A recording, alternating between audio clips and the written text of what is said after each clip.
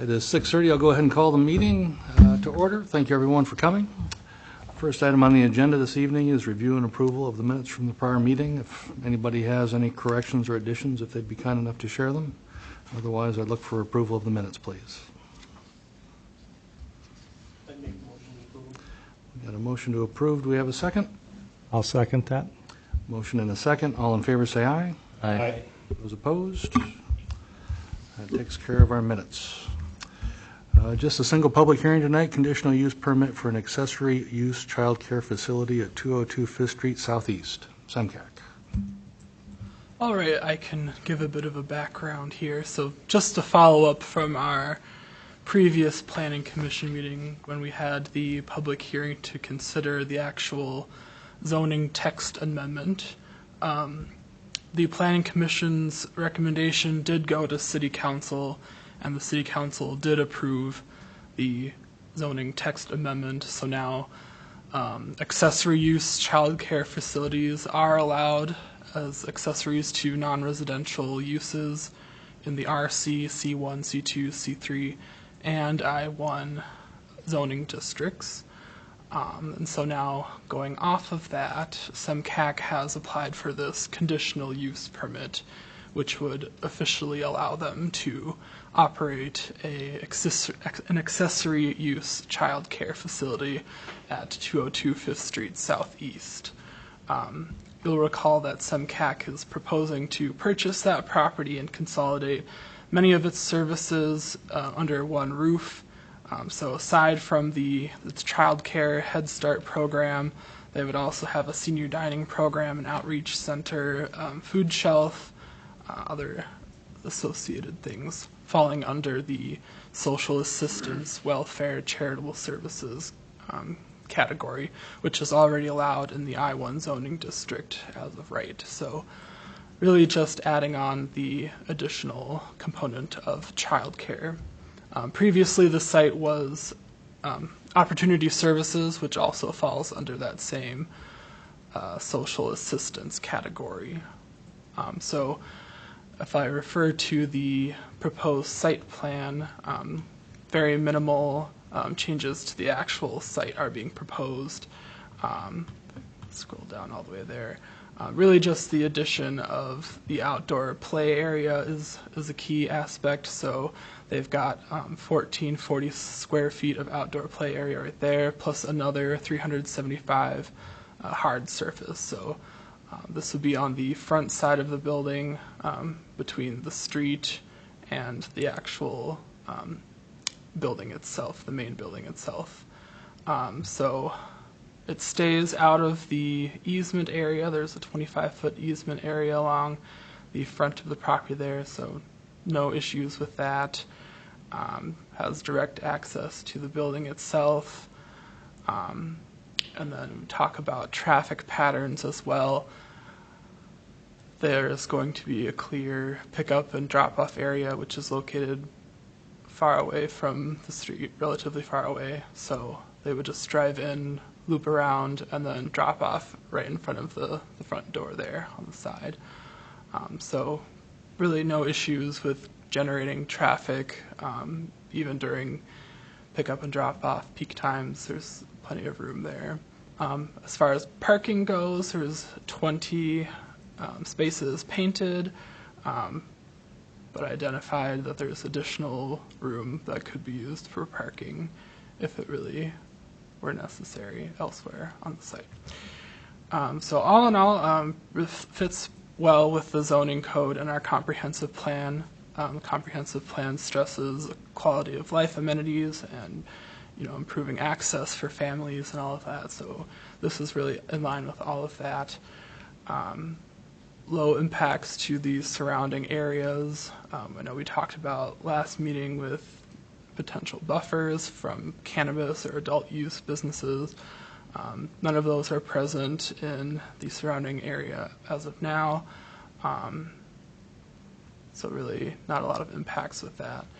And then I'll just go through each of the proposed conditions that staff are proposing for the conditional use permit. The first four of which come directly from the code pretty much already. So it's just number 1, access shall be located so that access can be provided without generating significant traffic on local residential streets.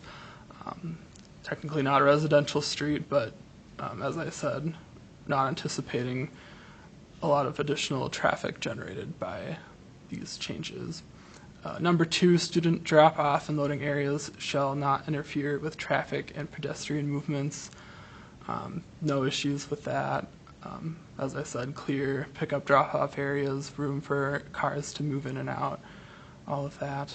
Number 3, an outdoor play area shall be provided that meets or exceeds state licensing minimums.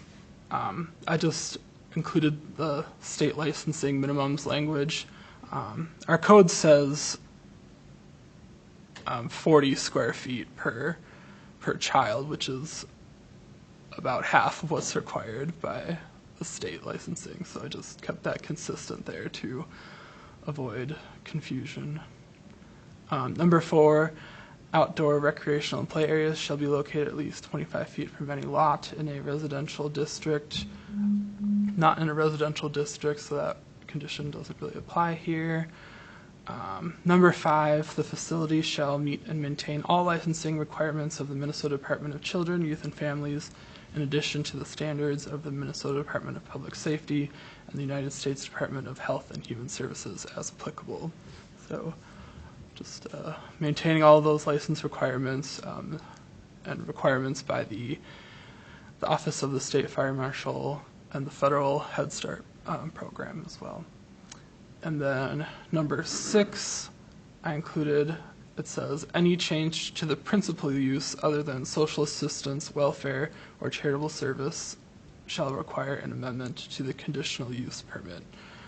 That one is just in place for a situation, say SEMCAC decides that this isn't the right location down the line after they've been operating there, and then it comes time to sell the property. What happens then to the child care aspect?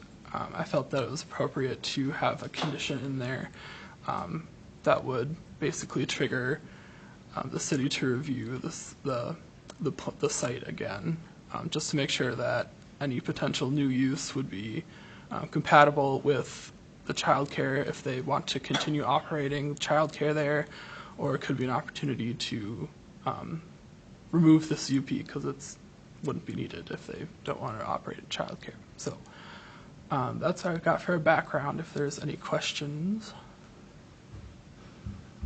Thank you, sir. Any questions? No? If not, I'll go ahead and open up the public hearing. If anybody has anything they'd like to say, if they'd be kind enough to come up to the podium and start with your name and address, please. Good evening. My name is Jen Hengel. I'm the Executive Director at SEMCAC. My address is 303 River Street in Rushford, where our main office is for SEMCAC. And as I said at the last meeting, we do have outreach centers in all 7 of the counties where we are the designated community action agency. So here in Dodge County, we do have about 25 employees that work with our Head Start program, outreach and emergency services, senior services, and I think I covered all of them, but I mentioned Head Start. So this project is really getting close for us, and we're really excited about it.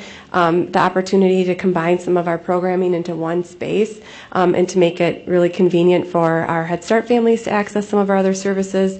That this is can make this happen. This project, as Mr. Albers said, Head Start, in order to be allowed in this facility, needed that zoning amendment, and now this request this evening. So we are licensed for 18 children in our current location, but we never have more than 15. 15 is our enrollment for our Casson Center, so that's what we're anticipating.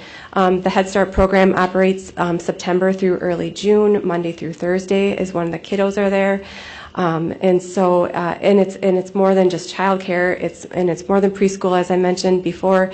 It's really about working with the families and making sure that they can access comprehensive services, health care for their children, dental care, like all the well child exams, all of that kind of things, plus get connected with any social services. I'm really about helping to empower them and help to empower the families so that they can achieve that self-sufficiency. So that's what Head Start is all about. But I'm really here to answer any questions that you may have about our project. We do, as Mr. Elber said, require the Head Start performance standards require that we have 75 square feet of outdoor space for our children. So that's why we have even more than what the city code would require. And we're looking forward to working with the city on any other building requirements that we need to make for the project. But we have had the deputy fire marshal through already, so we know what we need to do with wiring, smoke, and CO detectors and that kind of thing. So we're looking at moving forward and also having some renovations done and just keeping up with the building maintenance. It was built in 2001 for Opportunity Services, and so some of the things are original to the building. And so we just some required maintenance that's needed right now, but I don't know if there's any questions for me, but thank you. What, I got a couple. Of course. What's the main times? I mean, is it for the drop off and pickup? Is that like similar to the schools or? Yeah, we try to coordinate with the school time. So if parents are out getting their kids from elementary schools, that they can swing into Head Start as well. So the program does run around that 8 a.m. to 3 p.m. time frame. And we do also utilize our Rolling Hills Transit bus for children. So it's not 15 families dropping kids off. It might be half of that because some of them are riding the bus as well. And then what's the staffing during the day? I mean, not with just Head Start, but the building, Sure. the building in total. Yep. So, well, we have our food shelf days are Tuesdays and Thursdays, and so on food shelf days there will be an additional 3 people there. But otherwise, we have Kayla and Lisa are our outreach workers. We have an IT specialist there, so that's 6 so far, and then we'll have 5 Head Start staff and 1 senior services staff member for our senior dining program that would operate out of there, and also to get the Meals on Wheels into their trays to be delivered across Dodge County. So the max would be 11, I would say, or 11 to 14. Yep. Mm-hmm.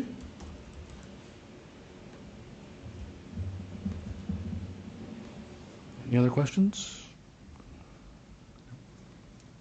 Nope. Thank you, ma'am. Did you have anything you wanted to say, sir? Yeah, I'll just add one quick thing and then we'll be done. My name is Neil Witzel. I live south of Casson, 65035 250th Avenue. The only other thing I wanted to add is in regard to the Head Start, that is a secured building. Only people with the fobs get in, so nobody is just going to come running in the building. And staff are right there to guard those doors and keep an eye on it. And the staffing ratio is really well with Head Start, so there's only X number of kids per staff. So it's really a very safe environment. Even on the board, I've gone up to the current location Head Start, and you don't get in unless somebody comes to open the door for you. So just guarantee that for you, that it's a safe place for the kids. Any question? Okay. Thank you, sir. With that, I will go ahead and close the public hearing.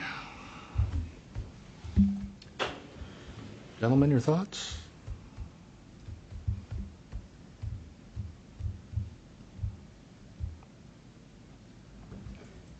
Only, I guess, question or concern, I guess, that I would have is after the renovations and everything are complete, that you get a hold of the fire department so we can come take a look.